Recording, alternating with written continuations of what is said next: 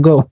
So, virtual assistant for investment slash wholesaling real estate. So, I know, medyo, ano siya, medyo, merong magtatanong, anong wholesaling, ano yung investing, ganon. Kasi usually kasi, if you will look up real estate VA, sa TikTok, sa social media, sa YouTube, ganon. Usually kasi, real estate agents, real estate brokerage.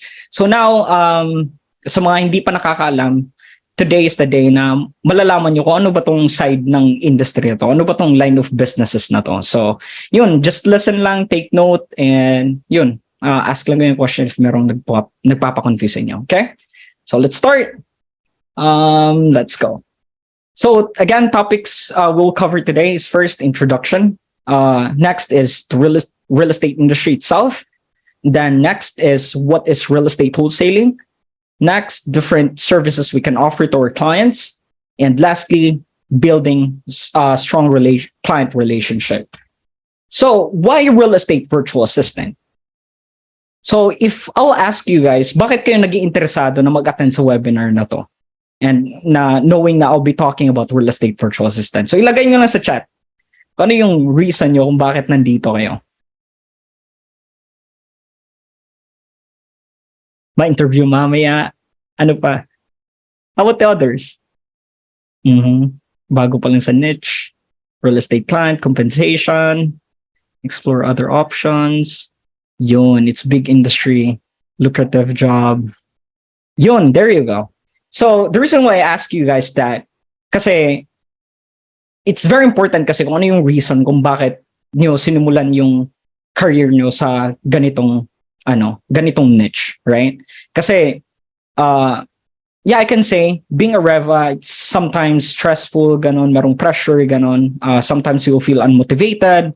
Some tasks are routinary, ganon. So I just wanted to know, or I just wanted to hear kung ano yung mga reasons yung bakit kayo nandito, so that if ever pursue nyo and you will feel unmotivated, then you can just remind yourself yung reason kung bakit talaga kayo nandito, right? I know all of you guys are here free to like start a career, to make some money, right? To have a stable job, ganun. So, always remind yourself sa mga whys nyo. Kasi yan yung magpapabalik sa drive nyo para for you to do your best, for you to work your asses off, right?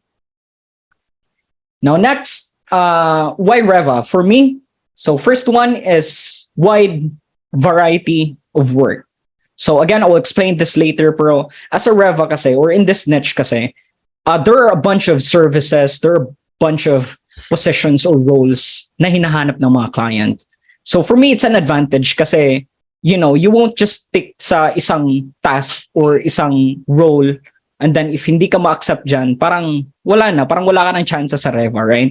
I mean, meron kasi mga tasks na you're good at this first task or role, tapos this one is hindi, or the third one is hindi, ganon, so fourth one is you're good, ganon. So at least you know what to focus on, right? And at the same time, you can learn different things, you can learn different skills while working with those, or while working, being in those roles talaga. So parang parang dagdag siya sa arsenal nyo, dagdag nyo siya sa skill set nyo, sa experience nyo na, yeah, I was a transaction coordinator or acquisition manager, yada, yada, yada.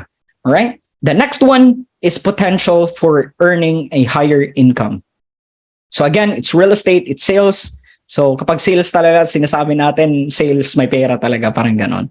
But yun, usually kasi when we work with client, I always ask them na if ever we can help you close a deal, give us commission, right? Give us a cut from those deals.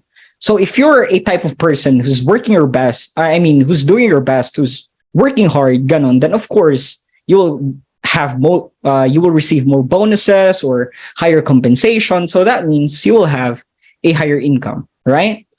Then third one and fourth one is long-term and stability, right? Sa mga aspiring VAs dyan or freelancer, this is what we're looking for mostly, right? Kahit mababa pa yung salary, as long as it's long-term and stable, right? But I always tell my VAs, I always tell my trainees, my mentees na this will also equate on your performance, right? Kasi if you want to achieve longevity and stability, then of course, you need to be an expert on what you're doing, right? Not only that, but you also need to work hard. You also need to do your best for you to generate better results or exceed the expectation of your clients. Right? So kahit anong niche pa yan, kahit anong industry pa yan, if you're aiming for long-term and stability, just, just do your best. Ganon. Pag-aralan nyo lahat ng dapat yung pag-aralan. Okay? Then lastly, is opportunity for career growth. So again, there are a bunch of skills na you will learn as a Reva. So you can apply those sa iba't ibang bagay na gusto nyo pursue in the future. If ever na parang you feel like di na para sa yung Reva, right? Just like me, right? I started as a Reva. I really tried to learn everything that I can, lahat ng skills, sales, ganun, communication. And because of that, I was able to build my own business, my virtual assistant business.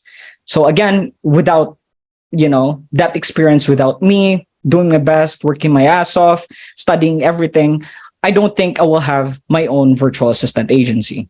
So, yun, these are one of the reasons why bakit gusto ko yung real estate virtual assistant. Okay? So we good? Understood? Okay. Sure? All right, O, cool. sige. Type 2 naman Let's proceed. Yun, type lang. Okay, ganun. Okay. So next, these are the skills needed for you to be an effective real estate virtual assistant. So again, first, English communication skills, right? Again, working as a Reva, if you're a sales associate or lead gen VA, so most of the time you're taking phone calls. You're talking to American people, American property owners. So again, it's so hard to communicate with them if you're not comfortable, talking or, speaking with them in English, right? So kahit anong niche, I think if you're working for an American client, of course, you need to be good with English communication. Then second is time management. So Reva, in our niche, in our side of the industry for investing, wholesaling real estate, walang flexi time. So you have a specific schedule every single day, right? And it's graveyard. So if graveyard siya, then of course you need to manage your time well for you to have your rest, spend time with your family, friends, and of course study, different things or mga bagay-bagay sa trabaho nyo ngayon. So if you don't know how to manage your time, then baka pagpasok nyo ng shift, inaantok kayo kasi wala kayong maayos sa tulog kasi ganito, ganyan. Especially if you're not used to like only having 5 hours of sleep, 4 hours of sleep. So always manage your time well talaga. Okay? Third one is organizational skills. So in this niche, you'll be dealing with CRMs or parang database siya where we store all of the data or the leads that we have generated for our clients.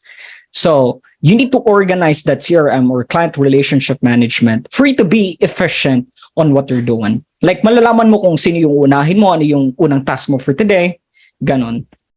Sino yung mga ifa-follow up mo. So if you're the type of person na parang sobrang kalat ganon, or hindi ka marunong mag-organize sa system or kahit anong bagay, kahit sa personal life mo, then it will definitely affect your efficiency when it comes to working as a real estate virtual assistant. Okay? Then fourth, the most important skill set is sales. So yun, under sales is, again, English communication, problem solving, ganon, customer service. So sa sales, as a Reva kasi, again, you're dealing with houses, you're dealing with assets, right? Properties. And most of those people, they wanted to get what they want, like yung money, they want to sell their property for the price that they wanted. So if you don't know sales, if you don't know how to overcome different objections na ibabato sa'yo na seller or ng mga taong kausap mo, if you don't know kung paano mo ma-redirect or how you can educate the people you're talking to make them understand na we're the best option, but we can't help you or we can't buy this property from you if you'll be asking this high of a price for your property. Parang ganon. So persuasion skills, ganon. So, and negotiation skills. The next, problem solving skills. Again, it's houses, right? So some of them, they have struggles na, oh, I wanted to sell my house because I'm planning to move, or I do have a tenant pero hindi na binabayaran yung renta ng tenant ko, ganun. So if you don't know how to help them solve their problem, then I don't think you can be an effective real estate VA. Kasi sales is not only about selling or buying something. Sales is about helping other people go through with their situation. If they have struggle, you should be there to help them. Right? Kasi yung pera, sa susunod na yun eh. Kasi if you can't help them with their situation, there will be no sale that's gonna happen. Right? So again, you should know how to help them, or you should help them with their current situation na hinaharap nila ngayon. And then lastly, customer service. So it's very important also kasi while talking to a seller or property owner, you need to make them feel comfortable. You need to make them feel na you're there to help them. You're there to educate them. You know, you're there to help them understand kung ano yung nangyayari sa market, ganon, what we can do for them what we can do to help them sell their houses or their assets or properties. Okay? So again, these are the skills that you need. First, English communication. Second, time management skills. Third, organizational skills. Fourth, sales. Fifth, problem-solving skills. And lastly, customer service. All right? Gets? Any question? Confusion? Clarification? Anyone? We good? Magtanong na kayo. Uy. All right, I guess we're good. Okay, then let's proceed. Now, real estate virtual assistant for wholesaler / investor. So ngayon, for you to have an idea kung ano yung ginagawa ng isang REVA for investor client and wholesaling client. So this is what we do. So as a real estate virtual assistant, it's essential to have excellent communication skills, again, organization, and attention to detail. You should also have some knowledge of the real estate market and the investment industry. So by providing to your clients, you can help them to focus on more critical tasks while increasing productivity and efficiency. So sa madaling salita, real estate investors or wholesaler, they hire a VA to help them save some time. Okay? And hindi lang REVA, I think most niche talaga, nag-hire sila ng REVA for them to save some time and for them to focus on those things na mas importante talaga para sa kanila. Especially yung closing the deal, ganon. Kasi yung pinapagawa kasi kadalasan sa mga VAs is yung mga repetitive task, mga routinary na mga task for their business. So they are hiring VAs for them to focus on more critical tasks talaga, or more important tasks than what the VA are doing. Okay? So lines of businesses in this industry. So first one, I'm sure lahat kayo may idea na about this. So real estate agents / realtor / brokers. So a real estate agent is a licensed professional who assists clients in buying, selling, and renting properties. They usually work for a real estate agency and help clients with different tasks involved in a transaction, such as negotiating prices and handling paperwork. They make commission based on the sale or rental of the property. So realtor naman is a licensed agent who is a member of NAR or NAR, or National Association of Realtors. These are the agents who are a member of this organization, adhere to a strict code of ethic and professional standards. So ngayon, sobrang common talaga na madaming VA who's working for real estate agents. But again, in our side of this industry, we don't work for them. Okay, we don't work with real estate agents. Pero gusto lang maintindihan nyo kung ano din yung ginagawa ng mga real estate agents. So what they do is they help, for example, si Ate Rowena, meron siyang property, gusto niya ibenta, and I'm a real estate agent. What I do is, I reach out to Rowena, like, hey, I saw, or you reach out to me saying na gusto mo ibenta yung property mo. I'm here to help you market this house. I'm here to help you look for buyers, right? And then how I make money is through commission. So usually kasi 3 to 6% yung commission ng mga real estate agent dun sa US. So if ever mabenta ni Ate Rowena yung property niya, makahanap ako ng buyer for her, then I'll get 3 to 6% as a commission. And that's how I make money. Okay? So that's what real estate agents do. Next, real estate investing. So these are the clients that we work with, that my agency focusing in working with. So what a real estate investor is, they're an individual who makes money by buying, owning, and managing real estate properties. They can be individual, groups, or companies. Real estate investing can take many different forms, such as buying and holding properties for long-term rental income or capital gains from the property's appreciation in value. So, real estate investors, sila talaga yung mismo yung bumibili ng bahay para i-flip nila or paparentahan nila. Okay? So, see the difference? Real estate agents, they're only helping, or they only assist their clients buy or sell property. While real estate investors, they're the ones who buys or sell or rent out those properties. So binibili talaga nila using their own money or from hedge funds or kahit ano. Okay? So that's the difference between the two. Now, lastly, real estate wholesaling. So ito talaga yung pinaka-unfamiliar na line of business sa industry na to. Walang masyadong nakakaalam kung ano talaga yung real estate wholesaling. Even Revas na nagtatrabaho ngayon with the client, di nila alam kung ano yung wholesaling. Di nila alam na ito pala yung business ng client nila, real estate wholesaling. Yung alam lang nila is investing. Right? So since you're here in my webinar, you're lucky kasi at least you'll have an idea kung ano yung real estate wholesaling. So if ever ma-interview ka ng client, tatanungin kayo, do you have an idea about real estate wholesaling? Then you know what to answer. At least you have an idea, right? And it's a plus para tataas yung chance na ma-hire kayo ng client nyo. Okay? So a real estate wholesaler acts as a middleman between property owners and potential buyers or investors. They look for distressed or undervalued properties and negotiate the purchase price with the seller, but instead of buying the property, they will sell their right to an investor with a higher price. This allows the wholesaler to make profit. So unlike investors, wholesalers don't need to do repairs or renovation to the property they're dealing with. Okay?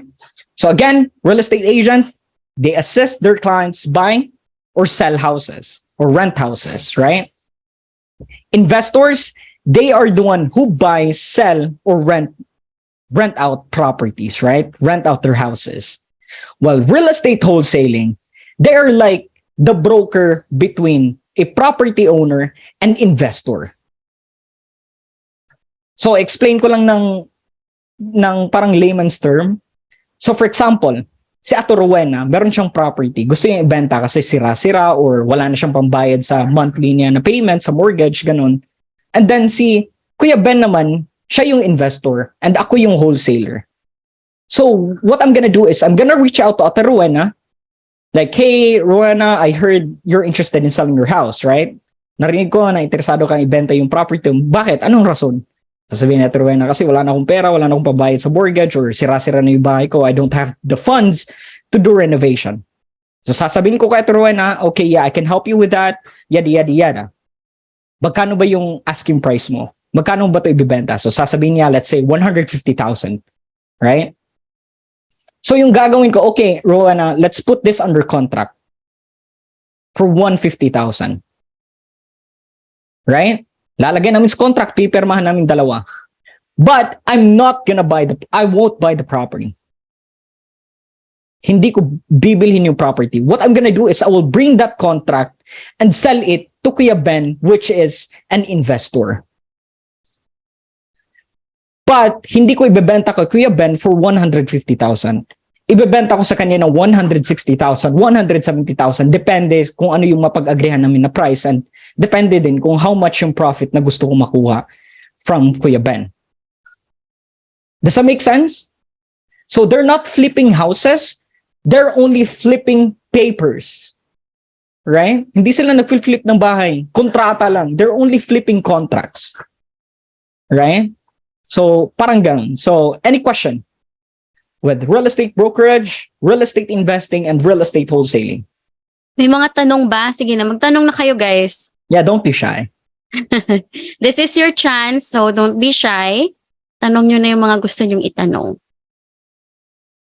Natutuwa ako sa ano mo, Kyle, sa webinar mo. Kahit yung mayaman ako dito, Kyle, nagkaka-property ako. Yun. And if you don't mind, guys, na mag-vape ako kasi, you know. That's fine. Okay, may tanong Yun. dito. Nag-aalaw po si client na mag-markup from Joanna. Mag-markup sa asking price ng seller. Like yung katulad ng in-explain ko kanina na if ibebenta or ipapasa ko kay Kuya Ben yung kontrata, mag-i-increase ako ng price. I think that's it. That's what they do. Yep. That's how they make money. Okay, next question is from Jelay. Possible po ba na may non-voice na service? Yes, absolutely. Meron talaga. And I will Good to explain know. it later talaga na if meron bang non-voice or hindi. Pero so far, sa lahat ng mga na-discuss ko, meron ba kayong tanong? Let's, ask questions with those things first. Then yung mga extra na mga tanong after ng webinar. Si Rain, Rain, do you have any question? You can turn on your mic. Yeah, if you can open your mic, guys, it's better sino ba than yun? just putting it in Yes, chat. si Rain. Ask natin siya to unmute. Yan. Yeah, go ahead, Rain. Hello. Yeah. Since I mentioned a while ago that I'm into real estate as well, so selling different properties. Palagay ko may edge ako, right, to be a REVA. Since hindi lang naman house and lot or condos and everything else like Roland, yung malalaking property. So, is there any similarities na makatulong siya sa pag-apply ko as REVA? I mean, yeah, you'll definitely have an edge because you know how the business goes, right? You know how everything works. But the thing is, sa US kasi, there are different regulations, there are different ways in marketing houses or, dealing with properties, ganon. Unlike here sa Pinas, na sobrang iba talaga. Yung mga taxes, yung mga fees, yung mga closing fees, mga commissions and stuff. So, iba talaga siya. But yeah, to answer your question, yes, you definitely have an edge kasi you know how the business works, how the industry works. Okay? Did I answer your question? Much. All right. Yes. Thank you so much. Cool. All right, cool. Ang kwan din po siya. Anong tawag dun? Real estate cold calling. Yung ibang aspect ng REVA. Well, real estate cold calling is a marketing strategy. It's still under REVA, pero it's only a marketing strategy. Okay? It's not a role or position, but it's a marketing strategy talaga. Okay? Hindi siya, Okay, thank Alright? you. Pero i-discuss ko yan later. Don't worry. How about the others? Any questions? Any confusion sa mga na-discuss ko or mga pinagsasabi ko dito? Wait, si Sherry Lynn, do you want to open your mic? Yeah, and open Ask your your camera as well questions? when you ask question. Yeah. Sherry Lynn, Open guys, your mic, i-practice open nyo your na. camera. Yun. Practice nyo. Practice nyo na. This is your chance to practice with Kyle. Yes, ma'am. Hello, It's Aaron. Sherry Lynn. Okay, let's wait for Sherilyn. Okay, Sherilyn muna. Yeah. Ayun, good evening. hello. Go, go, go. Good evening. Good Yep. evening. I just like to ask what if is yung conversational lang ang English, may chance kayang ma-hire on it ba talaga na excellent ka sa English, which I experienced kasi sa mga interviews, talagang nawawala ako pag malalim na yung Englishan talaga. Yeah, I mean, again, it depends on the client or it depends on the company that you're applying for. Kasi if, like me, if I hire VA, right, I don't usually look at how they talk or, how they communicate in English, ganon, kahit barok siya. Mm. I don't care, right? Kasi even dun sa US, di naman sila lahat malalim talaga mag-English eh. Right? Kahit mga American people, ganon. As long as alam mo yung industry, you know what you're doing, alam mo yung field mo, then you're all good. Di ba? So, yun. To answer your question, yes, you'll definitely have a chance to work as a Reva. But again, you can practice, right? You can read books, you can watch like movies and stuff and vlogs, ganon. So sa mga foreign people. So yeah, practice mo lang para mas prepared ka next time na mag-apply ka or ma-interview ka ng client or ng agency. Okay? Okay. Aaron, go ahead.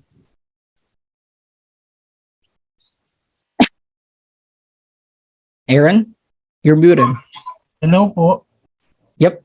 Bale, pag real estate investor, siya yung bumibili ng property. Then as a wholesaler, ikaw, bale, parang ikaw yung nagma-markup ng price. No, wholesaler, you're just a middleman. You're a middleman. They're a middleman between property owner and real estate investor. Okay. Kasi yung pag-markup kasi, it's part of, you know, them making some money. Okay. Pero yung real estate wholesaler talaga, di mo talaga siya matatawag na they're the ones who's marking up prices, ganon. Hindi talaga. It's just part for them to make money. Bale, ang real estate wholesaler, nagsaserve lang siya as middleman lang po talaga from investor sa property na nagbebenta.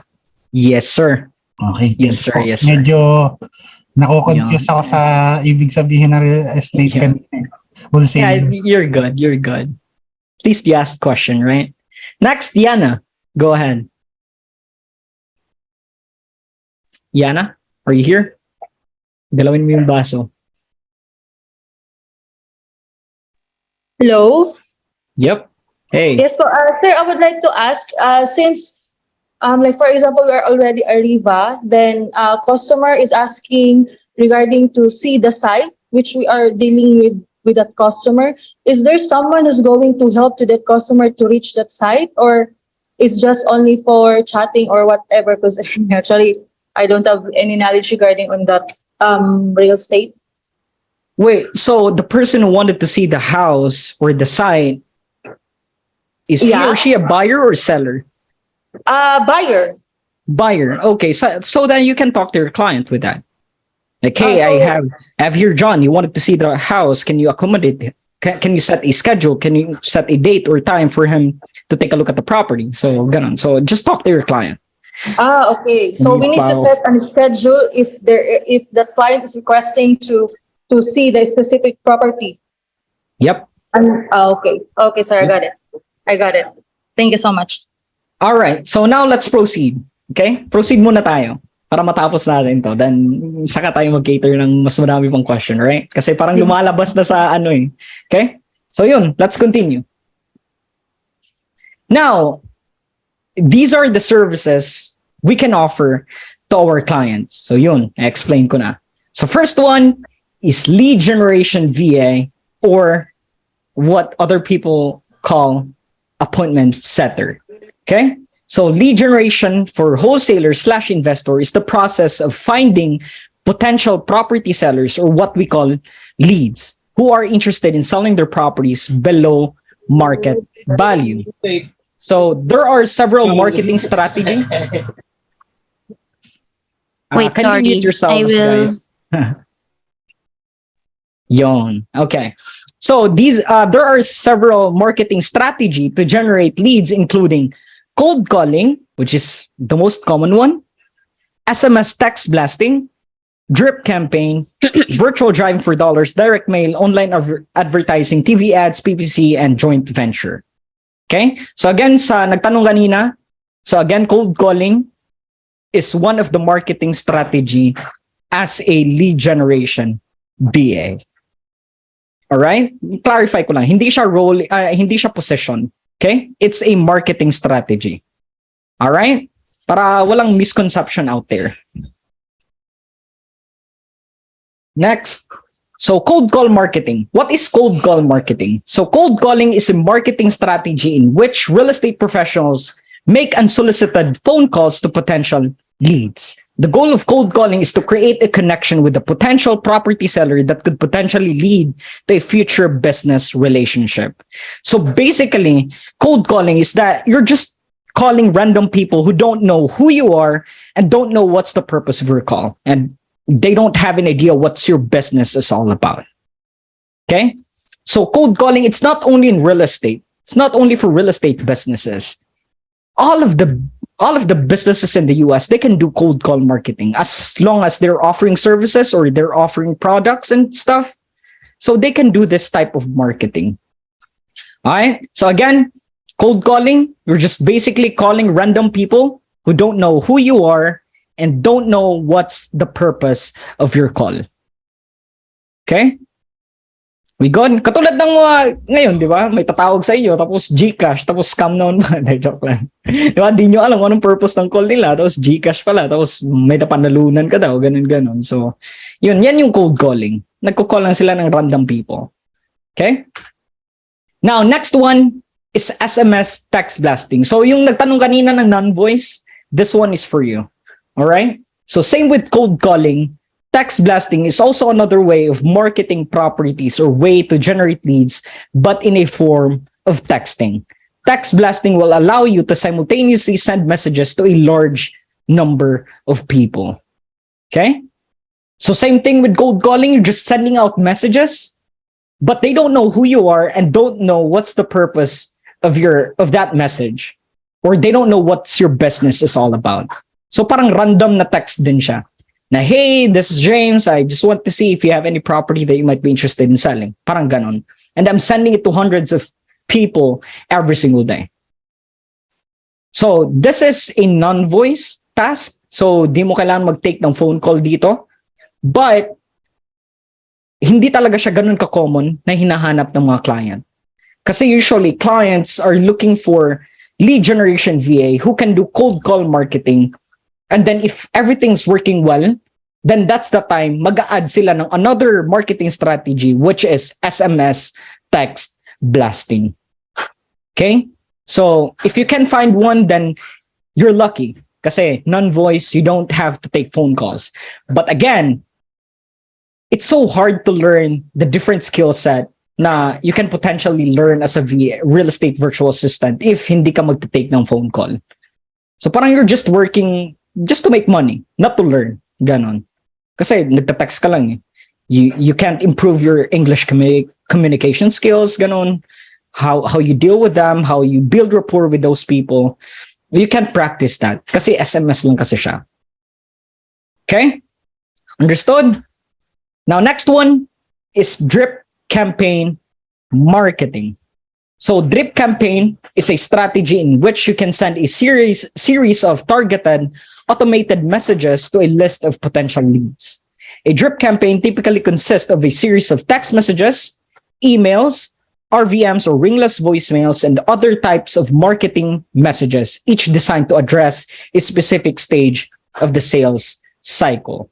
So cold calling is taking phone calls, SMS text blasting is sending out messages, drip campaign is a combination of both. Okay? You're sending out messages at the same time you're taking phone calls. But it's automated. The system is doing it for you. Okay? You don't have to do anything unless if merong mag-respond sa messages mo, then that's the time you can call them. Okay? Understood? So that's drip campaign. And you can also add emails or RVMs. RVMs, it's a ringless voicemail. So parang voicemail siya pero di mo kailangan tawagan yung tao for you to leave a voicemail. Parang magsasend lang siya ng voice message ba? Katulad sa Messenger na magre-record ka ng oy, saan tayo mamaya? Parang ganun. So ipa-play lang nila yan. So that's RVM. Okay? We good? So far, any question with the marketing strategies, marketing campaigns that we can do for our clients? Okay, question guys. Please raise your Zoom hand para isa-isa tayo. Okay, go for Edna. Wait. Edna. Yeah. Yeah, regarding the drip campaign, especially for the cold calling, is there always a quota? Good question. That's a good question, right? Well, again, it depends on the clients or on the client or the company that you're working with. Kasi there are clients who requires their VA to reach this number of leads na ma-generate nila. There are agencies na nagre-require na ma-reach itong number of leads na to. But in our case, sa agency ko, sa team ko, I don't give them quota, right? But I set goals for them. I set goals for them na today, let's try and hit 5 leads or 5 appointments. Ganon. Pero if you can't reach that number of appointments or leads, then it's fine. As long as I can see na you're trying to generate a lead. At least, as long as I can see na you're trying to generate the result for me and for the client, you're all good. Pero if wala kang lead, tapos pag titignan ko yung performance mo, yung mga recordings mo, yung mga ginagawa mo sa system, sa CRM, parang wala ka lang ding ginagawa, then ayun, ihanda mo lang sarili mo, parang ganon. Yeah. Ihanda mo lang. Pero Mumura talaga kita. You mentioned you have your own agency na, no? I'm just wondering, how do you set yung KPI? Well, siniset ko lang yung KPI depending sa ano yung hinahanap ng client. Kasi again, I experienced working with a bunch of clients. So, parang alam ko na kung ano yung hinahanap nila, ano yung sweet spot when it comes sa KPI na hinahanap nila from a VA. So, yan lang din yung siniset ko sa mga VAs ko na dapat today you reach or this week, ito yung number of leads or ito yung number of appointments na kailangan yung maabot. But it's not quota. It's just goal. Kasi if you're doing something without a goal, baka di mo na alam kung anong gagawin mo. Right? Parang di mo itatry na improve yung sarili mo or di ka motivated na magtrabaho ng maayos kasi wala kang goal eh. Right? Kahit sa life, di ba? If wala kang goal, ewan ko naman kung saan ka ilalagay. Parang gano'n. Makes So, yun. sense. Yeah. Di ba? So yun, depende talaga. Depende sa client, depende sa company na pinagtatrabahuan mo. So yun. Okay. Next is Aaron. Aaron. Bale, yung sa text blasting po, ibig sabihin nun mayroon ka ng typical na script na gagamitin kapag ka text blasting campaign. Again, it depends sa client and sa company na you're working with. Kasi if meron na silang sinat na template, then yeah, it's good kasi di mo na kailangan mag-create pa ng template, ng script, ganun.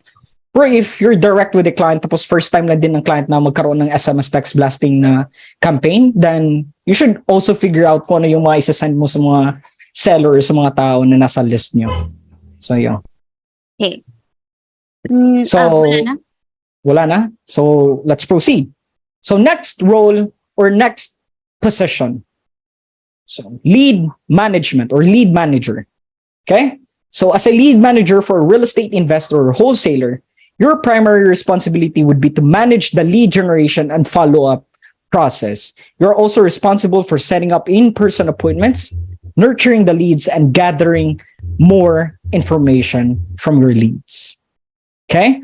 So, lead managers, sila yung nag-oversee ba kung ano yung ginagawa ng mga lead gen VA.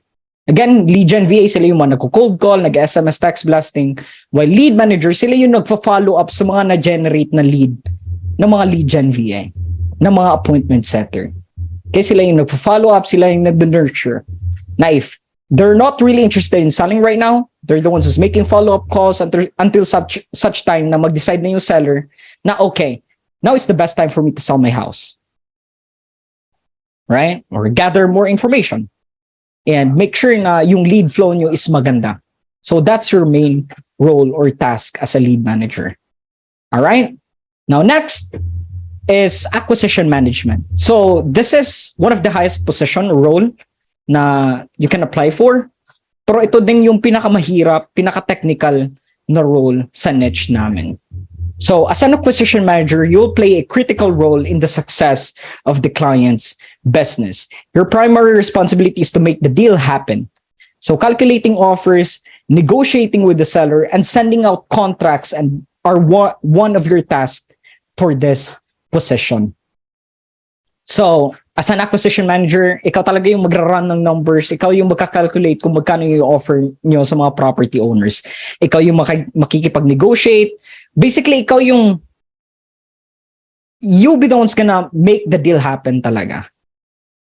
Diba? Ikaw yung rason ikaw yung way para ma-close yung deal nyo with the client. Okay? So, Merong iba na nag-a-apply diretso sa acquisition manager kahit wala silang experience sa real estate VA. And I don't recommend that. Kasi sobrang hirap. Sobrang hirap talaga na mag-jump in ka sa ganitong position kaagad without knowing the industry. Kasi again, sales is helping other people with their situation. Right? But how can you help them if you don't know how the industry works? Right? Does it make sense? And what if wala kang experience sa calls? Right? Kasi acquisition manager, dapat calls talaga to eh. Kasi makikipag-negotiate ka. Pangit naman makipag-negotiate ka sa text, di ba? So calls talaga. So if nag-jump in ka sa ganitong position agad, tapos wala kang experience sa calls, anong gagawin mo pag sasagutin na yung seller yung tawag? Gaganon, parang robot ka na lang, di ba? Wala kang confidence. Wala kang confidence na makipag-usap sa kanila, na makipag-negotiate sa kanila. Ma-intimidate ka lang. Right? So as much as possible, if you wanted to pursue this career path, this niche, you need to start as a lead gen virtual assistant. Don't jump in sa lead manager or acquisition management. Kasi you will mess up everything. And not only that, baka hindi masatisfy yung client sa performance mo kasi yun nga, wala kang alam. Di ba? Baka di ka babayaran sa pinagtrabahuan mo. And they do that. They do that. They definitely do that. If they feel like parang wala naman kaming value na nakukuha sa VA na to, he's been working with us for almost a month now. Eh, gugos na lang kaya natin to. Di natin babayaran. Wala naman itong ambag sa business natin. And they do that. There are a bunch of clients na ganyan. Okay? So as much as possible, start muna sa pinakaunang position or pinakamababang position. And from there, you will definitely learn a bunch of things. The industry, the business. Right? So any question? Question so far with what I Okay. discussed. With the Ayan. role. Si Edna ulit. Yes, Edna, go ahead. You mentioned earlier for those people na new pa lang sa industry, especially for cold calling. For example, for your agency, do you provide training? Yeah, absolutely. Yeah. Just so you guys know, almost all of my VAs right now doesn't have any experience sa call center or pagiging VA. Most of them, first job talaga nila nung pumasok sila sa agency ko. And if they can do it, of course, you guys can do it. Di ba? I mean, you just need to do your best. Diba? If willing kayo mag-sacrifice sa oras nyo, sa energy nyo, para pag-aralan yung mga bagay-bagay na dapat yung matutunan or malaman sa industry or sa niche na to. Okay? Pero yun, I definitely offer trainings for them. Kasi I don't onboard VAs to my client if I know na hindi pa sila ready. Every single day. We do mock calls, we do webinars, we do like this one, like PowerPoint presentations and shit, and stuff. So yun. I do that for them. I'm so sorry, guys. That's fine. Yun. Rain. By the way, guys, huwag kayong mag-hesitate na mag-ask ng question. Kasi smartest people always ask questions. So, yun. Always ask question, guys. Go ahead, Rain. Hello. Yes, hello. Since you mentioned a while ago that you have your own company, I was invited before to attend also VA or virtual seminar, and they are also an agency. But in terms of hiring people, they are just like strict, because when you apply to them, we experience like they reject the application because of the client that they have. But then again, they always inviting us, me and my friends, to attend. Is there any possibility that, ma-hire kami someday? Yeah, and again, it depends on you. It depends on you talaga. If they feel like you have potential, if they feel like you're ready, then of course they will hire you. Because even me, even if I hire people na walang experience, I set standards for them.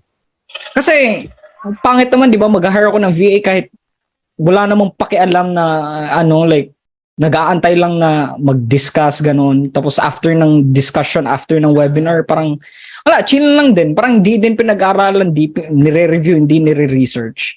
So I set standards talaga when I hire VA. Like, we're in fact last month, I conducted a webinar or a class, 5-day class, and there are like 75 people who attended.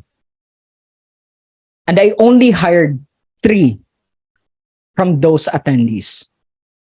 So I set standard talaga. Pero hindi siya like, you should have 2 years experience, 3 years experience, hindi ganon. Yung sa akin lang is, dapat makitaan kita ng potential. Dapat makita ko na you're doing your best. Diba? You're working hard. You're trying your best to learn everything as soon as you can. Then yun, sa case mo, if you wanted to get hired by that company, then you need to review lahat ng mga discuss nila. If you need to attend their webinar like 2 times, 3 times, 4 times, if you're really eager to be in this niche, then you should. Diba? There's no reason for you to stop or to like, just wait na kung kailan sila magde-decide. Dediskarte ka na sarili mo. Dediskartehan mo talaga. Okay? How about Florida? Florida? Lynn? What's your question? Hello, sir. Actually, I have a experience in real estate here in the Philippines. So, is it a competitive edge, or does it help me in my future application if I state it as a experience, my previous experience? Yeah, I think I already answered that a while ago. I'm sorry. But I will answer it again. If hindi mo narinig or wala ka dito kanina.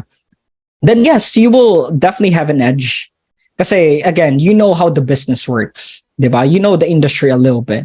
But again, there's a huge difference kasi kung ano yung real estate market sa US and ano yung real estate market sa Philippines. And yung mga processes to buy, sell houses, to acquire properties, ganun. Iba-iba kasi yung process. So again, kahit may experience ka being in the real estate industry here in the Philippines, you still need to learn. You still need to study, research, ganon. Para mas maano. Kasi if may magsasubmit sa akin ng resume, kasi na-encounter ko na din yan, na madaming applicant na nilalagay talaga doon ng real estate agent na sila dito sa Pinas, pero I don't look at it. I don't give a damn if meron kang experience sa real estate dito sa Pinas. Ang importante sa akin, once we do training, you show up. Dapat merong improvement. Yun lang. I don't look at resume. Even like, if I hire people, I don't ask for resume. Even if you'll ask me, sa mga VAs nanonood ko dyan, no? Nanonood dyan. Di ba? I don't ask for resume from you guys. Right? You guys know that. Yun, Jobel, what's your question? Good evening, sir. I just wanted to ask, what app or tool when generating leads? Well, there are different tools na you should use. So, merong mga dialer, ganon, or sa SMS text blasting ng mga software, mga application, or web-based software, ganon. There are a bunch of tools out there. You just need to do your research. But I won't discuss it right now kasi it will just take so much of our time if magdi-discuss pa tayo ng mga tools. Okay? Pero research ka lang, dami ka makikita dyan. And i-announce ko lang din soon because me and my client is working on a software right now, so i-release namin siya this month. So i-announce ko lang yan sa TikTok. And so mag-follow kayo para meron ka idea kung ano yung tool na i-release namin. So yun. Edna, what's your question?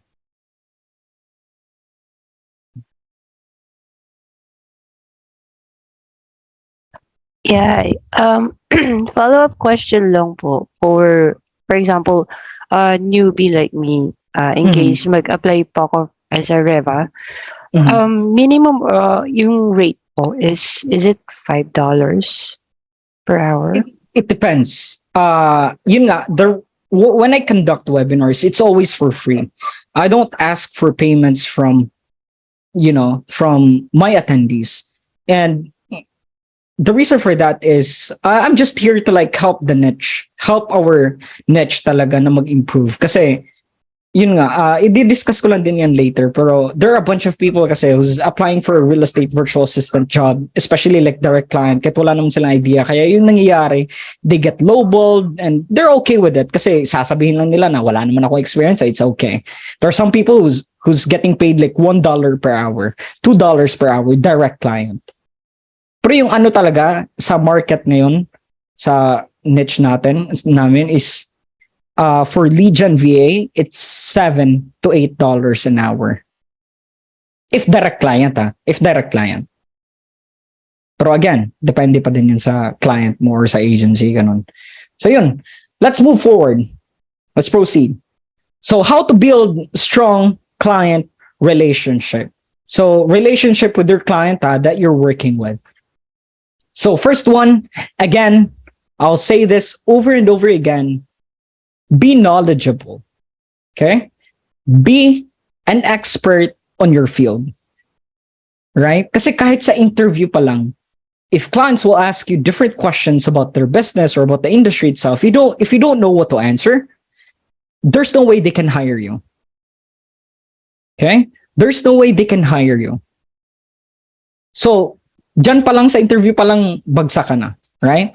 But if ever ma-hire ka ng client, i-hire ka ng client, still, research. You do your research. Learn the industry.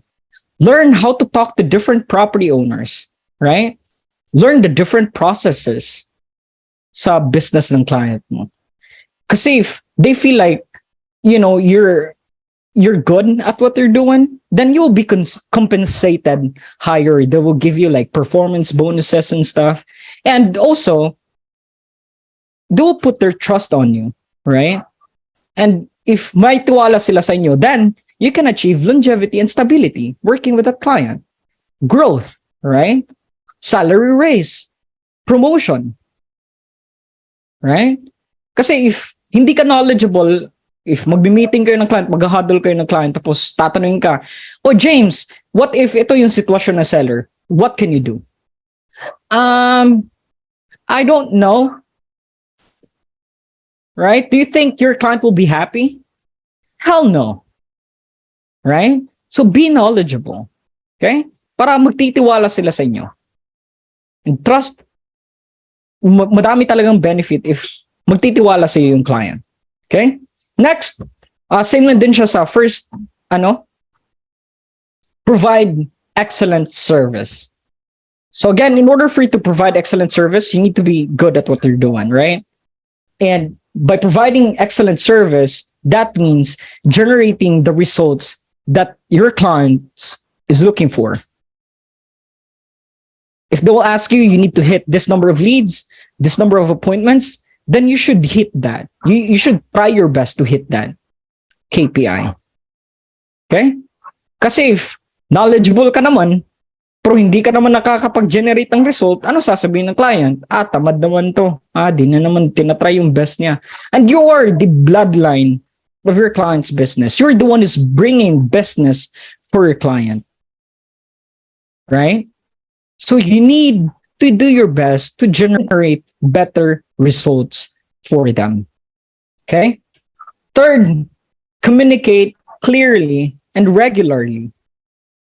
So, every time na mag-hop on shift ka na, like, message your client, hey, John, I'm logged in. 10 p.m. Ganon. Good morning, how are you doing? Blah, blah, blah, blah, blah, blah. Hey, John, I do have this problem with the tool. Can we fix this? John, I need to contact more people. Can you provide me more data? Right? Those things. Being proactive ba? Having an initiative. Now, if my problem, if you need something, message your client. Communicate with your client. Kasi, mafe-feel kasi nila na, oh, so parang my VA is treating my business as their business. And it's good. Right? So, same thing. Magiging masaya sila, and if they will be happy with what they're doing, higher compensation, promotion, growth, kahit ano-ano, bonuses. Okay? Then fourth, listen actively. I had VAs before na Magmi-meeting kami with the client, tapos sa meeting parang lutang. Lahat ng sinasabi ng client, lahat ng mga nadidiscuss namin sa meeting, parang hindi pumapasok sa tenga, hindi pumapasok sa utak. Kaya pag nagsistart na sila ng shift, tapos tatanungin sila ng client, uy, James, bakit ganito? Di ba ito yung sabi ko? Kasi di ko kasi alam. Di ba na-discuss na natin yan sa meeting? Ganon. So, whenever like you talk to your clients or, may meeting kayo, may huddle kayo with the client, always listen to what they say. Okay? Kasi baka mayroong may instruction dyan na sobrang importante. It's very important for you to apply that or execute yung ipapagawa ng client sa'yo. Okay? And then lastly, ito talaga yung pinaka-importante. Be on time with your work schedule and meetings. Okay? I don't think I need to explain this, right? I guess nagigets yun naman to. Di ba? Even me, like, I really hate like tardy people, yung mga taong palaging late. Kasi I'm doing my best to give you client, tapos late ka sa shift mo. Di ba? Be on time. Again, it all boils down sa time management skills. Di ba? Maayos na pahinga, ganun. Makapag-alarm ka. Okay? So again, for you to build strong relationship with your client, first, be knowledgeable. Second, provide excellent service. Third, communicate clearly and regularly. Fourth, listen actively. And lastly, be on time. All right? Next, these are the things you should expect sa niche na to. First one, again, fixed schedule. Okay? Especially if you're a lead gen VA, you have a specific schedule na ibibigay sa'yo ng client. Dapat ito yung start ng shift mo and ito yung time na end ng shift mo. Okay? And every single day, ganyan yung schedule mo with that client, working with that client. So just to set expectation lang sa inyo, fixed schedule talaga kadalasan ng role or position sa niche na to. Okay? Second, graveyard. Since we're working with American clients, so we need to work sa time zone nila. So usually, yun, madaling araw. Madaling araw kayo working with that kind. So you need to adjust your body clock talaga if you wanted to pursue this career path. Okay? Third, this field will require taking phone calls. Okay? Sa mga ayaw mag-voice dyan, sa mga gustong mag-non-voice, yun. Okay? This will require you taking phone calls. So, again, you need to be confident in communicating, yung English communication skills, you need to improve, you need to practice. Okay? Fourth, eto, sobrang questionable na to. Pay is not as high as expected, especially if you're a newbie.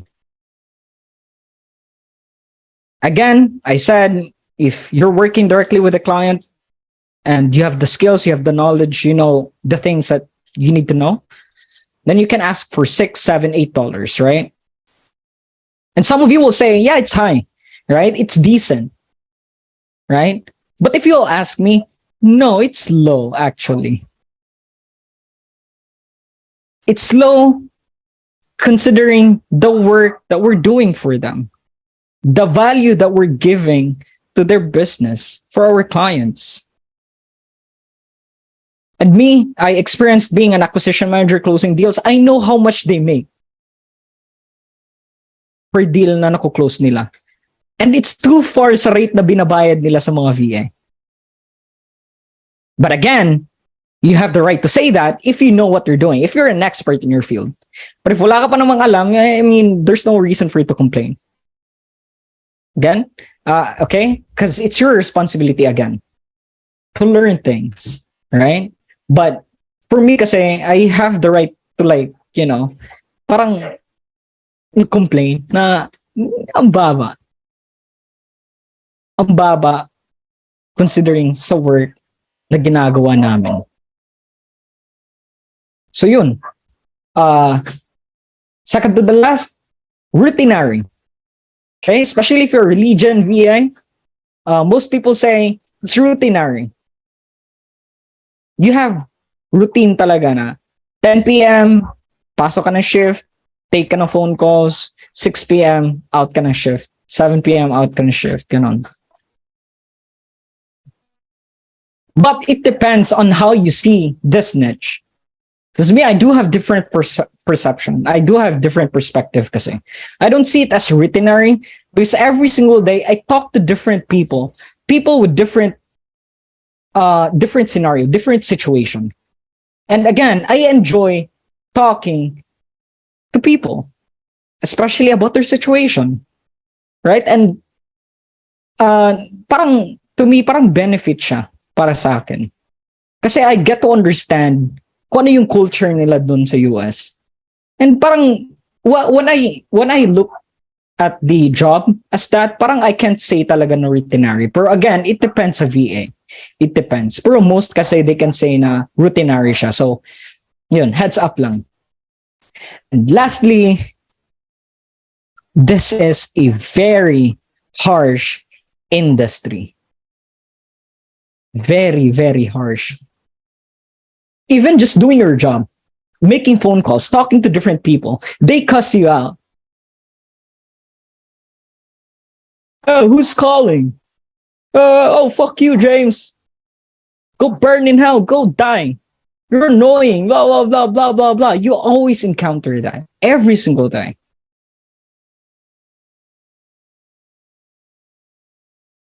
How much more if you're not good at what they're doing, right?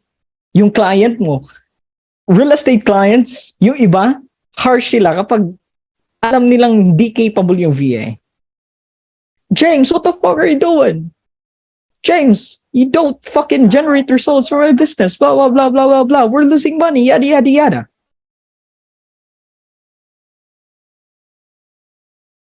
Okay? Even me, with my VA, if I feel like, nagtatanga-tanga sila, parang ganon, umurahin talaga kita dyan. And I want them to get used to it. I know it's kind of toxic, pero it's the reality kasi. If you're in sales, that's the reality.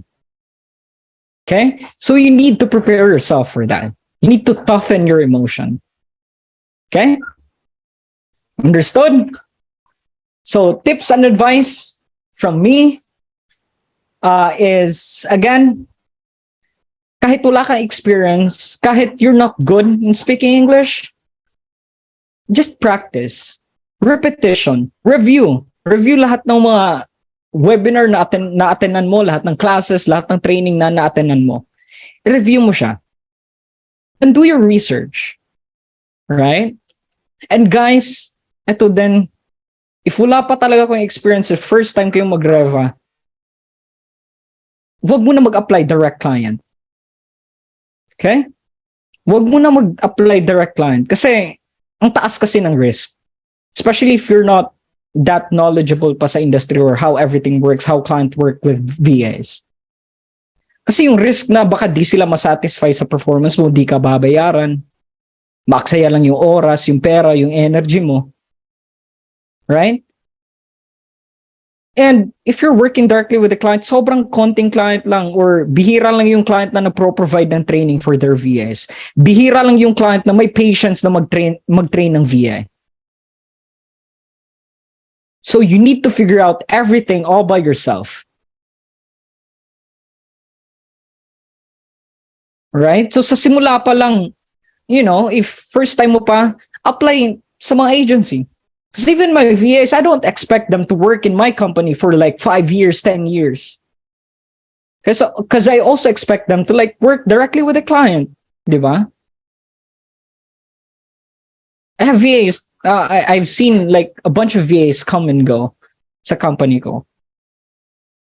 Some currently working directly with the client. Some, nag-switch ng career. Ganon. So again, if first time pa lang, wag mo munang i-try na mag-apply direct client. Okay? Especially if acquisition manager na yung pag-a-applyan mo. Di ba? So, and also, sacrifice yung time, yung energy nyo. This is what most people don't understand sa industry, sa VA industry kasi. They thought na everything na lang isusubo sa kanila, ibibigay sa kanila. Hell no. Fuck no.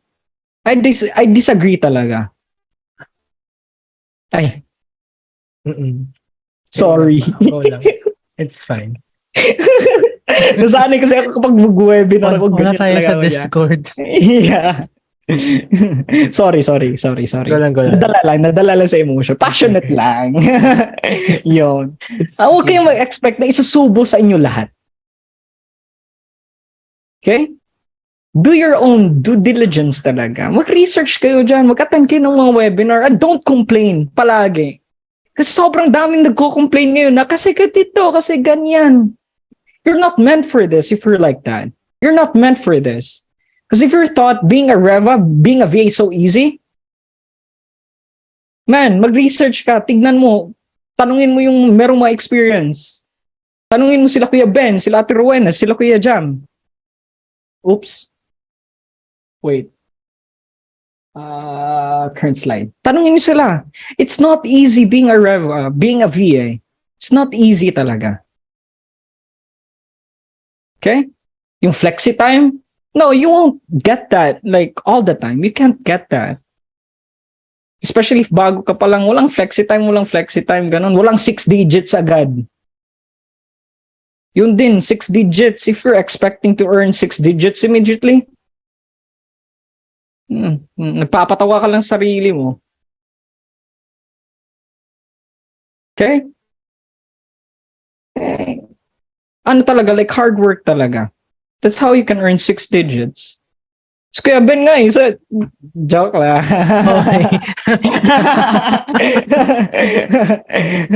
Joke lang.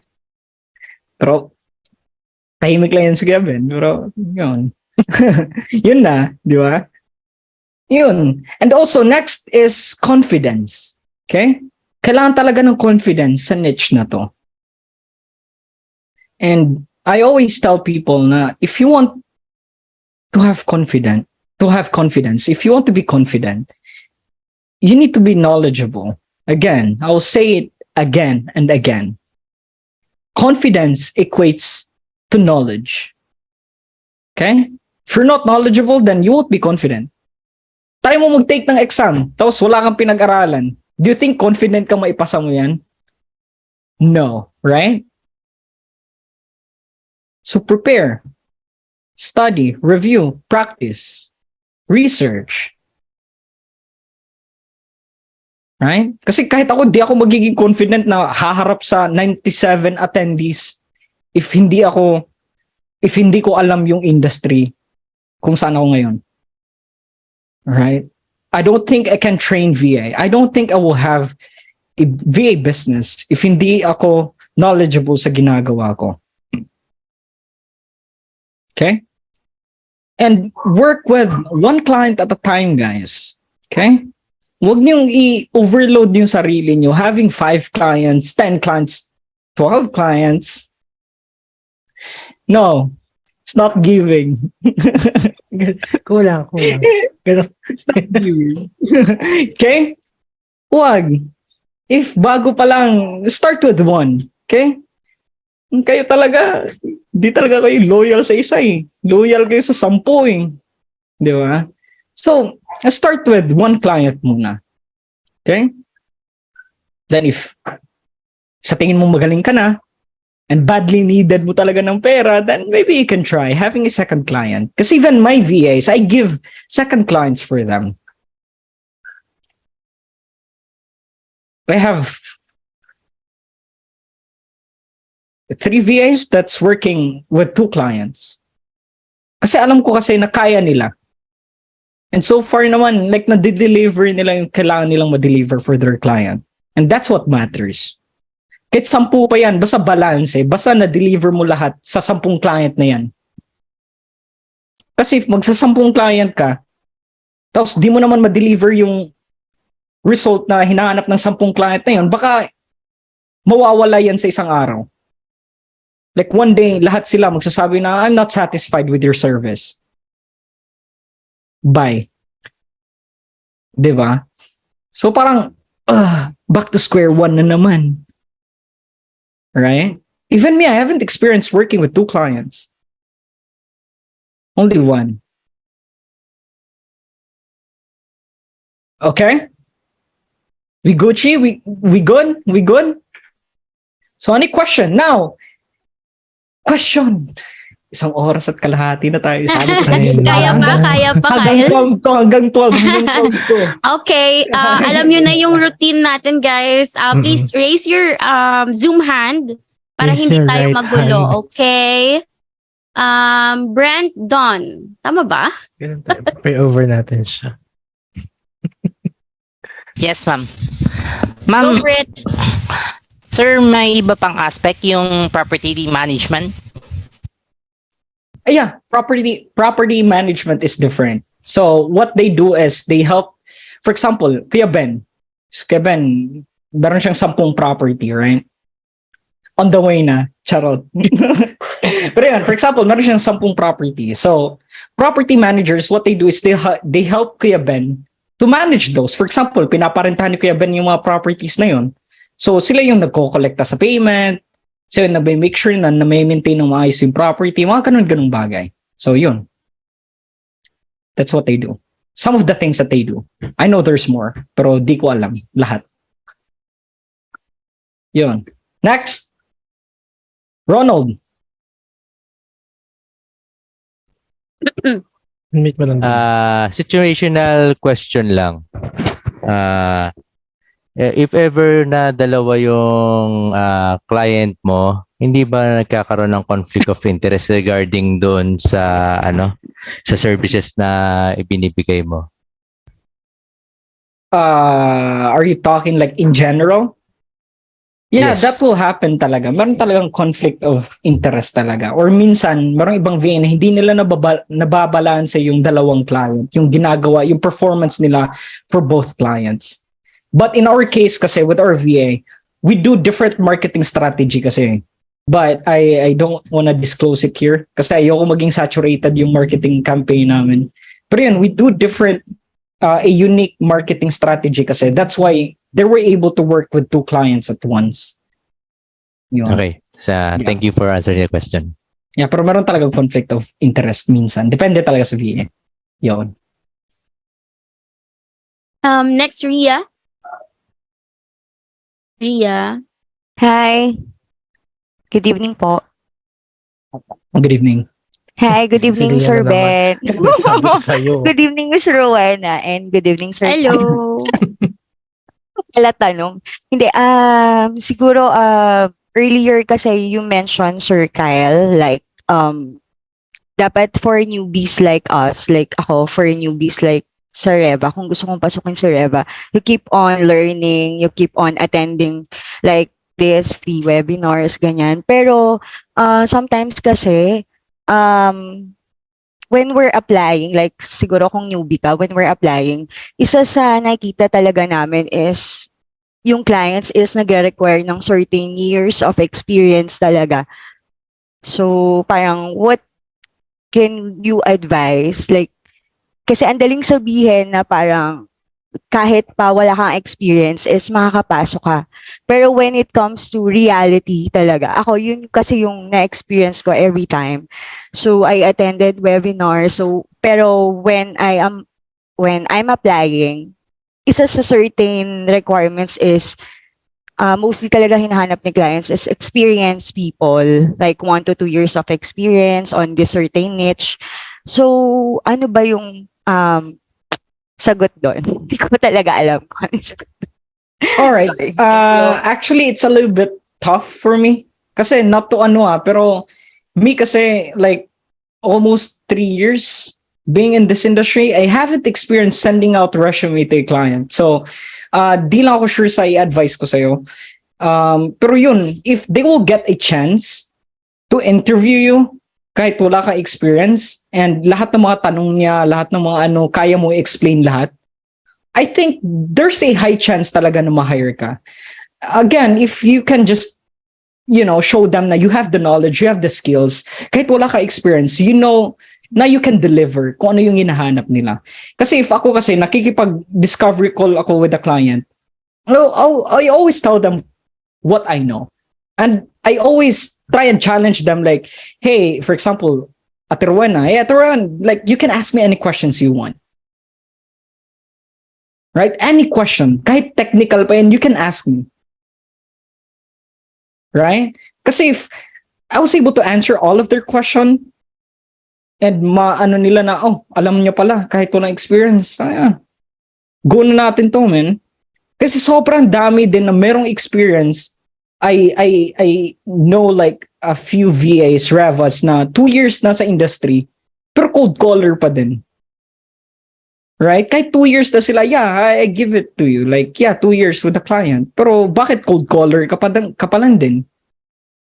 So that means you're not trying to grow, right? You're not trying to learn everything. So if nag-apply ka ng client, tapos makita nila na mas madami kang alam, mas knowledgeable ka sa industry, I think you will have a higher chance talaga na ma-hire ka with that client. So, study mo lang or mag-attend kayo sa mga webinars ko. I'm sure na ma-fully equipped talaga kayo if mag-attend kayo ng webinar ko. Pero if di kayo attend, wala din ako pakialam. Like, free lang naman yan eh. So, yun lang. Kung ayaw mo, edi go. Ayaw mo, edi wag. Edi don't, di ba? If gusto mo, let's G, man. Di ba? Hit me up, ganun. So, yun. Okay. And to answer a question, like, yun lang. Like, be knowledgeable lang. Kahit wala ka experience, yan na yung pambato mo. Since alam mo namang wala ka experience, yan yung pambato mo. Pero again, mag-apply ka sa agency, di ba? Kasi, wag mo munang ipilit na mag-direct client ka. Kasi, mahihirapan ka talaga. Kahit tatanggapin ka, kahit i-hire ka, you will definitely have a hard time na to keep up, to adapt kung ano yung nila. So, yung na-agency muna, then that's where we can gain experience. Diba? Mag-apply ka sa agency or mag-apply ka sa akin, tapos makita ko na, galing na ito kukunin ko kaya to. And you will work under my agency, then you will gain experience. Then if you want to like part ways and apply for that client, then go. Bahala ka dyan. As long as make sure mo na you can handle it. Diba? Yun lang. Like, ganun lang talaga ka-basic, guys. Learn, gain knowledge, consume knowledge sa niche na gusto nyo. Then apply ko sa agency, then gain experience. Para wala na yung reklamo na yung mga client kasi naghahanap na experience. Apply ko sa agency, ganun lang ka-simple. Kahit mababa yung rate, sacrifice. Di ba? Wag hanap agad ng $10, $15, 6 digits, wag. Sacrifice kayo muna ng time, ng energy, ng pera, ganun. Like, kahit, mababa yung rate. Di ba? So yung sacrifice, ganun lang ka-basic talaga. Okay? So yun. Next question. Sino pa? Yung iba hindi nagtatanong, nandito lang. Na guys? Si Rain kanina pa to. What's your question, dear? Yeah, Rain. Go ahead, Rain. Yes. Ganun pa si Rain. Since this is virtual assistant, I'm so interested talaga. Do we need to invest for a laptop, something like that? Or pino-provide siya ni customer? Or ni client? Pino-provide ni client? Yeah, I think yun yung question niya. Yeah, if pino-provide ba ng client mo yung equipment? Well, if merong client na magpro-provide ng equipment, then yeah, that's good for you. Diba? That's great. Diba? Pero hindi kasi lahat ng client ganyan eh. Unless if you worked with them for a year, tapos you showed good performance, then yeah, meron talagang tendency na, you know what, James, you're doing great. I'll buy you a laptop. Ganon. Tulad sa client before, binilan ako ng laptop. Ganon. Monitor, ganon. Keyboard, pera, ganon. So, yun. Ganun talaga. Bahay na lang siguro yung wala. Bahay na yung inaantay ko. Yun. So, depende talaga. And your question na, kailan bang mag-invest? If gusto mo maging mas efficient sa task mo, then you should invest. You should invest sa equipment na kailangan mo, like magandang performance na PC para hindi laggy. Pero you know what? When I started, I have a laptop na Intel Celeron na only 8 gigabytes na RAM. Imagine kung gaano siya kabagal. Pero hindi ko hinayaan na maghinder siya sa productivity ko. Yeah, naiinis ako, natitilt ako. Oh, sarap ng itapon, ganun. Pero walang choice eh. Wala akong pera that time eh. Di ba? Nagsisimula pa lang ako. Pero yun, binapawi ko na lang sa performance, ganun. Makapag-generate ng lead, makapag-close ng deal, ganun. So yun, until such time na naging okay lahat, nakapag-invest sa high performance na PC, ganun, 2 monitor, ganun, laptop, yun, mga ganun. So, yun, you can invest. Yes, Christy. Hello, good evening everyone. Yung question ko po is, ano po yung possibility na pwede kang i-reject or i-terminate when you are already working as a Reva? At how if may nakakausap ka naman na prospects or investors pero di mo na-close yung deal? And aside po sa rate mo per hour, may commissions ka pa rin po ba dun sa na-close mong na deal sa property ni client? At kailangan po ba tech savvy ka or kahit basic lang po? Salamat. Okay. Wait, di ko na-take note lahat ng tanong. Yun, so first question. Yeah, you're good. So first question na is, ano yung tendency na ma-terminate or matanggal ng client? Yes, so I think it's very understandable naman, di ba? Kung bakit. Di ba? If you're not helping them or if you're not bringing business to them, then of course, tatanggalin ka talaga kasi it doesn't make sense to pay someone without having a return, right? If you're in your client's case, you have a business, you hired a VA, then you're not getting any value. You're not making any money, pero expenses lang lahat. Negative yung revenue mo. Do you think i-retain ka ng client or do you think i-retain mo yung VA mo? No, right? So parang ano lang, nag-boil down pa din siya sa performance sa pinapakita mo for your client. The next is, I think, yung bonuses, right? So it depends then on sa discovery call niyo with the client. If you're asking for bonus, if you ask for a bonus, then yeah, you can definitely have that because my VAs they do have a bonus if meron kaming maklose na deal with that VA. So yun, depende din sa'yo kung gaano ka confident maghingi ng bonus. And sa salary raise naman, huwag ka din maghingi ng raise if alam mo naman di mo deserve, di ba? So if you feel like you deserve to have salary increase, then you can ask for salary increase. Di ba? Kahit ako nga like when I had a client, tapos I know na sobrang laki ng value na binibigay ko sa kanila, like, boss, increase naman dyan, oh. Yan, increase lang din. And just so you guys know, with my client that I worked with since 2020, the total revenue with my client is $24 million. And I started working with that client for only like them having only $10,000 for revenue. So yun, if nakikita naman sa numbers lahat yan eh. 'Di ba? If madami silang malaki yung income nila, of course, there's no reason for them to not increase you. Like, ano pipiliin nila? Aalis ka tapos babalik na naman sila sa square one, di ba? I mean, it's fine for them if wala ka namang ambag sa business nila, ganun, sa company nila, di ba? So they can let you go immediately. So yun. And ano yung last pa na question? I think there's 3 questions, right? Commission. Yung pong di ba meron pong per hour may rate ka. Tapos pag may na-close po na deal, may commissions pa rin po ba doon sa property ni client? Yun nga, yung commission, yeah. Okay. Yeah. You can ask for it if you feel like you deserve it. Yeah, if you feel like you deserve it, then you can definitely ask for a bonus. Actually, one of my VA just closed a deal yesterday, so yun. Meron na namang bonus, ganun. So, yay, ganun. Sana all.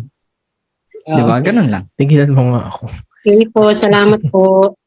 Yeah, no Next. problem, Christy. Next. Winshall. I'll be asking you to Winshall. unmute.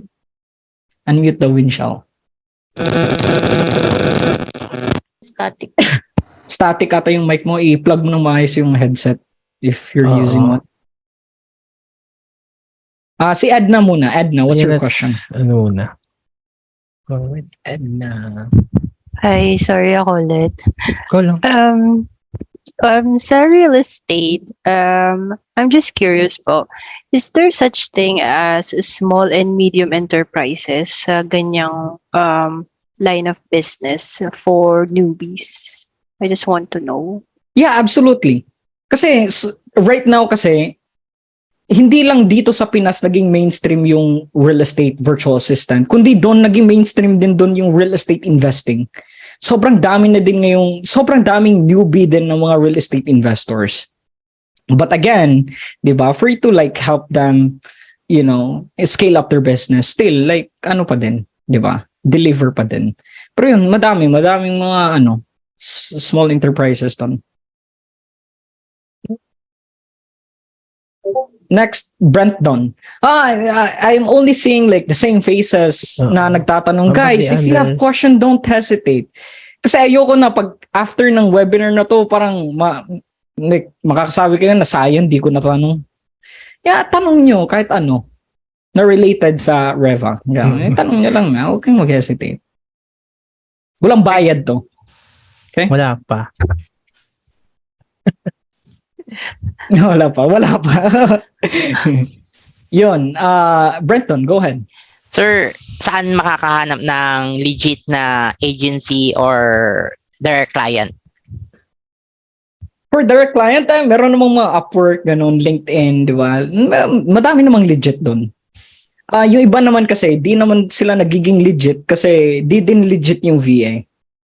Kasi halos everyday, meron akong nakikitang nagpo-post like 5 people always post like every single day na na-scam ako ng client or na sobrang baba ng bayad ng client ko, ganun. Kasi dahil din kasi yan sa'yo. 'Di ba? So, sa Upwork, LinkedIn, yung mga freelancing marketplaces na yan, you can definitely look for legit clients. And if you're looking for a premium client, you need to make sure that you're offering premium services before you can, you know, have a premium client. Kasi there's no such thing talaga as premium clients for me. Like, lahat naman ng client can be a premium client eh. Depending sa services mo, depending sa results na, depending sa value na binibigay mo sa kanila. Kasi again, there's no reason for them to not pay you higher if you're bringing business to them, di ba? So, ganun lang siya. Nag-equate lang yan lahat eh, di ba? Parang, yeah. Yun, LinkedIn, Upwork, ganun. Optimize yung profile yun. Si Kuya Ben yung magaling dyan. Kung wala ko alam dyan kasi hindi pa nga fully verified yung mga account ko sa mga ganyan. I haven't tried looking for clients sa Upwork or LinkedIn, ganun. So, yun. So sa amin, sir, twice ko na experience na before Thanksgiving, inaalis kami. Yeah, do you know the reason why? Bakit kayo inalis? Inalis daw kami kasi hindi daw kumikita, pero sabi naman bago yung last na meeting is naka-close daw ng 10. But 10 deals can't pay everything. 10 deals is not enough. Yeah. So if they say, kasi kahit sasabihin nilang 10 closed deals, if mas malaki yung expenses nila for the VAs, for the tools, for the data that you have, then yun talaga, you need to accept the fact na they're not making anything or hindi reasonable yung profit nila sa business nila, yung income flow nila.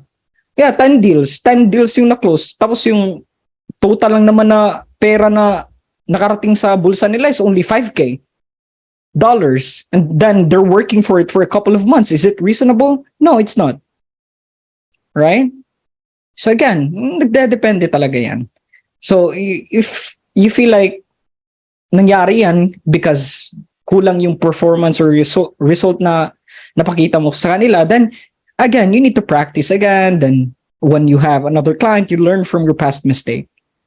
Diba? That's what matters most naman eh. Diba? To learn. Okay? Yun. Bless, what's your question? Eto, new face. Hello? Thank you po. Lalaki pala to. Yeah, go ahead. Mag-ask lang po ako ng question na as you mentioned earlier na meron kang company and you at nag-handle ka ng mga VA. Ask lang po ako sana kung meron po kayong hiring or if meron man, and paano po kami makapag-apply or ayun, paano po kami makapag-apply? Yeah, since I like yung agency ko is not like, you know, as big as the others. Ganon, like maliit pa lang siya, startup pa lang siya kasi I only started this 2021. I hire VAs differently. So hindi yung typical na we're hiring, send resume, schedule interview. No, I don't do that. How I hire VAs is I conduct webinars, I conduct classes. And from that class or webinar, if I feel like if I can find someone na merong potential, then sila yung nire-reach out ko. Ako yung nagre-reach out sa kanila na, hey, are you interested working with us? Then, if sasabihin nila na yes, then I'll train them more. Train them more until maging ready sila maging onboarded sa isang client. Okay, that's how I hire VAs. I know it's a little bit, I'm not sure if you can say unethical or something like that, pero, you know, like, it's just my way. And if meron kang problema, bahala ka dyan. You deal with it. Yun. Kakandak na ako ng webinar classes, trainings, ganon. If meron kang potential, then I'll reach out to you. Hey, you know, are you interested working with us? Then, yun. Train more, then onboard to a client. Yun.